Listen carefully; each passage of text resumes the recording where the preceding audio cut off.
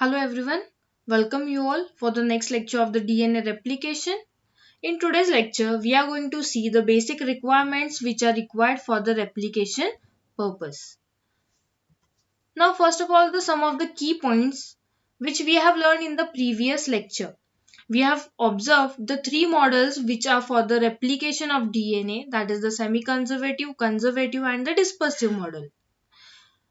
Whole organisms present in the universe, the DNA replicates by semi-conservative model. This semi-conservative models was tested by the Michelson and Stahl, which proved that the DNA of bacteria divides by the semi-conservative model. In the semi-conservative, a old strand will be a template strand and a new one was the complementary strand. In semi-conservative, we have learned that 50% will be the old strand and the 50% will be the new strand. Okay. Now, first, moving towards our today's lecture, first we are going to see the first 6 basic rules of the replication purpose. First, that DNA always replicates by semi-conservative manner. For replication, there are specific origins. In bacteria, auric C region, which we are going to see, and in the eukaryotes, that is the ARS sequence. For the direction of replication, it can occur in unidirectional and the bidirectional, but always it will occur in the bidirectional way. The polymerization of DNA. Polymerization means what? The addition of monomer nucleotides will always takes place in 5' to 3' direction. Always keep in mind that in the process of polymerization, whenever the addition of DNA monomer or the nucleotides will be added, it will always added on the 3' end and the 3' end will be extend further. For the start of DNA replication, there is always requirement of an RNA primer. What are the RNA primer? These are the RNA nucleotides which we are going to see in the further process. But keep in mind that RNA primer means what? It is 10 to 15 nucleotides short fragment. DNA replication always it will takes place in a two-way, that is the discontinuous way and other will be the continuous way. In the discontinuous way, the short fragments will be present. It will be known as the Okazaki fragment. Okazaki fragment means it will be discontinuous, and continuous way means only one time RNA primer will be present and then 3' will be extended by the DNA polymerase. Okay. Now, some of the basic requirements which are required for the replication purpose. First, template strand should be always present. Template means what? Both strand of double helix will serve as a template for the synthesis of a new complementary DNA strands. Next, substrate should be present, which will be the energy of replication. 4-deoxyribonucleoside triphosphate, that is DATP, DCTP, DGTP and deoxy-TTP should be present. The nucleotides always arrives as a nucleoside triphosphate. Triphosphate means what? 3 phosphate groups will be present. Okay. So you can see the DNA base sugar with 3 phosphate. Okay. 1, 2 and 3. So this 3 phosphate serves as an energy for bonding purpose. Enzymes. Key enzyme means helicase, DNA polymerase, primase and ligase. The function of these enzymes we are going to see in the further slides. Now, enzymes and proteins. Helicase.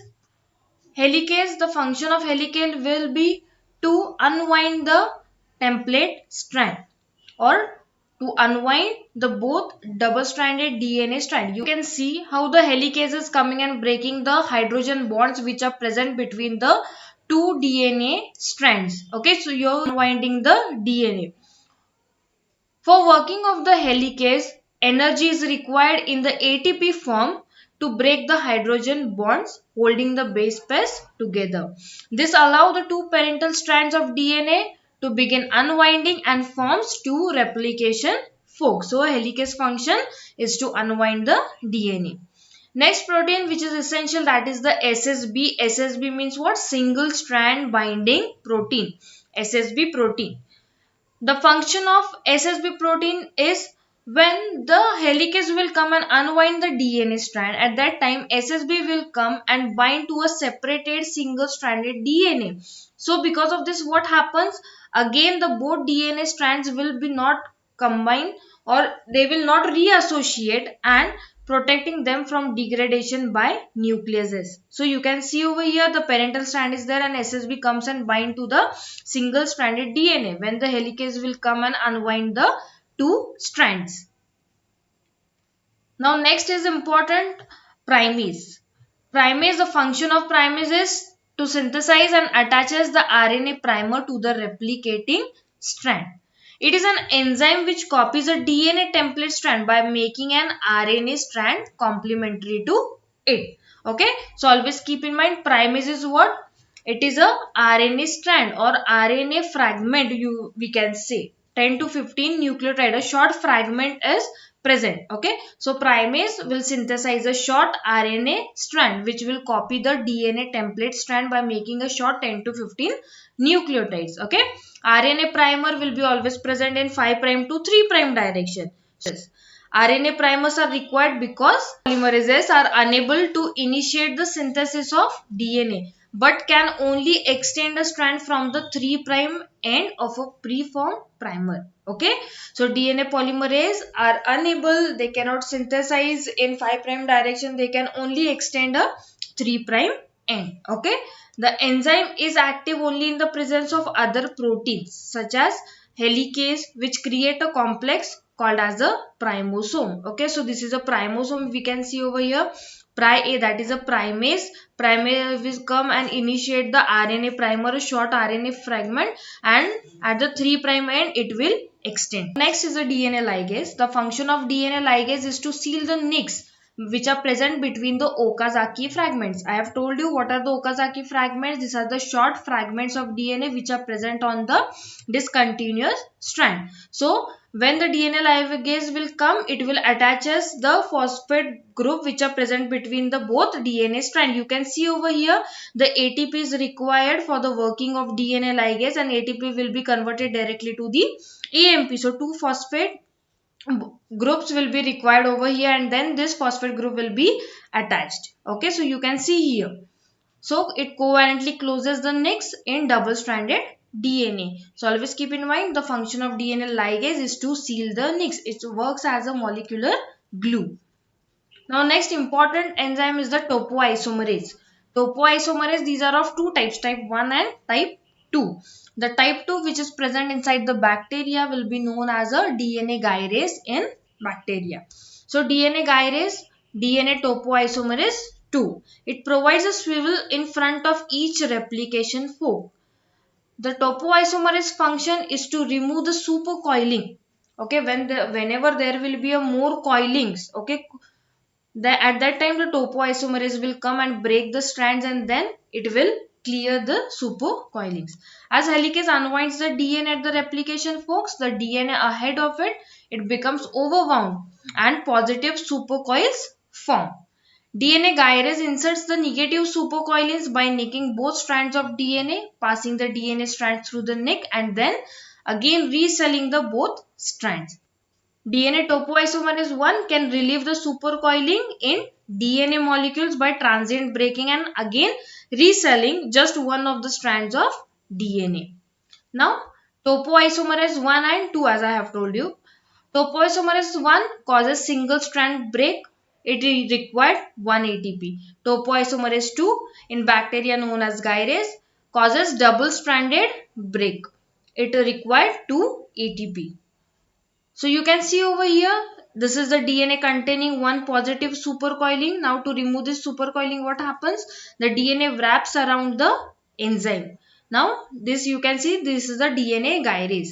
ATP energy required for breaking. Now double stranded break will happen. You can see over here, if there is a supercoiling, double stranded break will be done because of the DNA gyrase, that is the topoisomerase 2, and it requires 2 ATP. Now unbroken strand passes through break. You can see over here.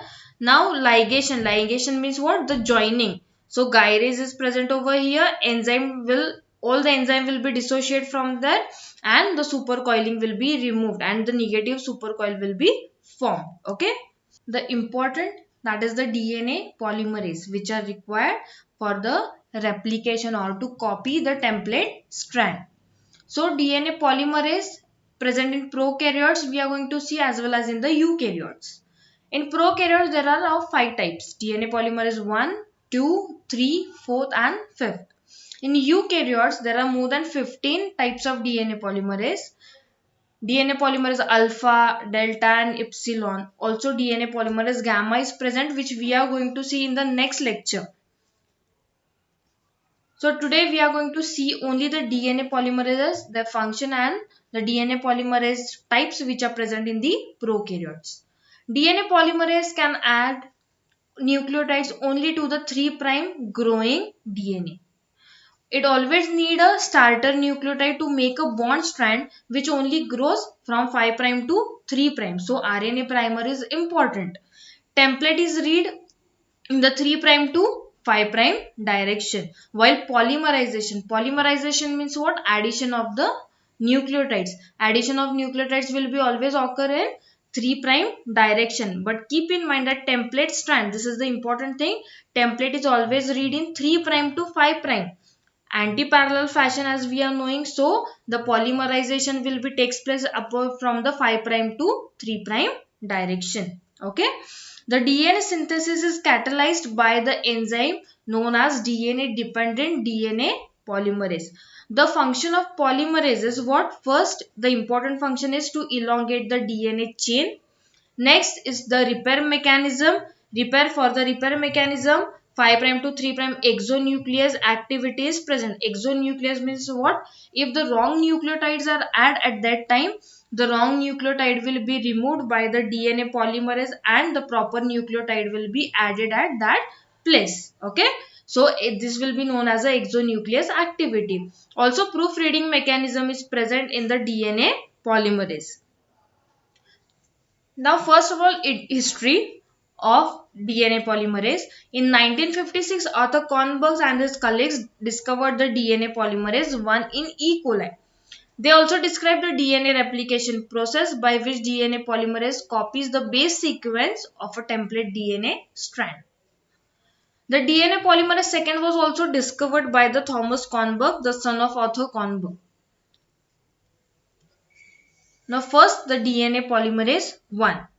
The DNA polymerase 1 and RNase H are involved in removing the RNA primers. The RNase H are present in the eukaryotes. The DNA polymerase, the function of DNA polymerase 1, first to remove the RNA primers in the processing of DNA after the replication. This enzyme also removes the ribonucleotides one at a time from the 5' end of the primer, 5' to 3'. That will be the removing the RNA primers having the exonuclease activity. So DNA polymerase 1 function.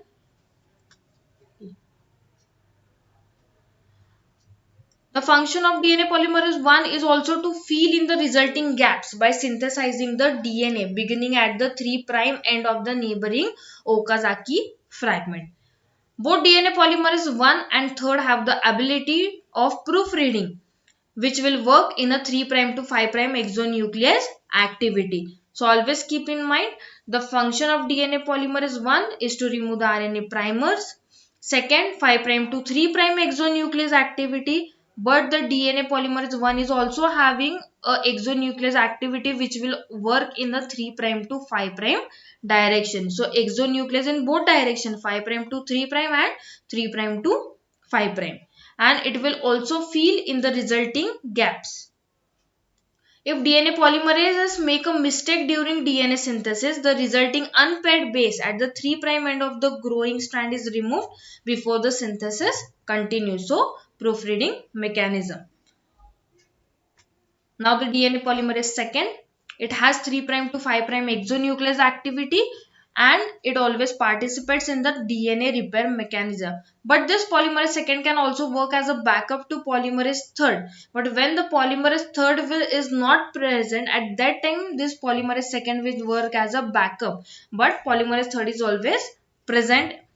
The main role of polymerase second is thought to be the ability to direct polymerase activity at the replication fork.